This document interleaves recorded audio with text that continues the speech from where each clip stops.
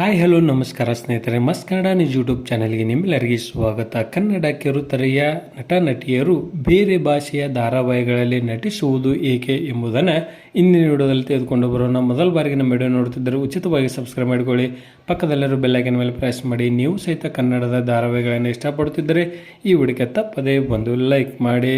ಕನ್ನಡ ಕಿರುತೆರೆಯ ನಟ ನಟಿಯರು ತೆಲುಗು, ತಮಿಳು, ಮಲಯಾಳಂನಲ್ಲಿ ನಟನೆಯನ್ನು ಮಾಡುತ್ತಿದ್ದಾರೆ.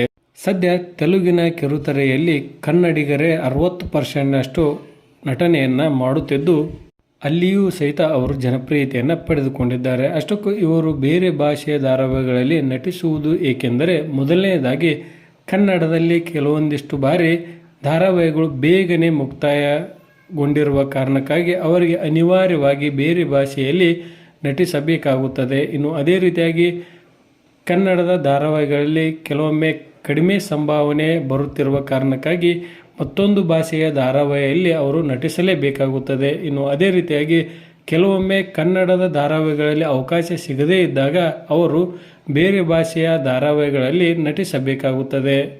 ಕೆಲವೊಮ್ಮೆ ಎಲ್ಲ ಪಾತ್ರಧಾರಿಗೆ ವಾರ ಪೂರ್ತಿ ಶೂಟಿಂಗ್ ಇರುವುದಿಲ್ಲ. ಆ ಕಾರಣಕ್ಕಾಗಿ ಅವರು ಮತ್ತೊಂದು ಭಾಷೆಯ ಧಾರಾವಾಹಿಯಲ್ಲಿ ಅವಕಾಶವನ್ನು ಗಿಟ್ಟಿಸಿಕೊಳ್ಳಬೇಕಾಗುತ್ತದೆ.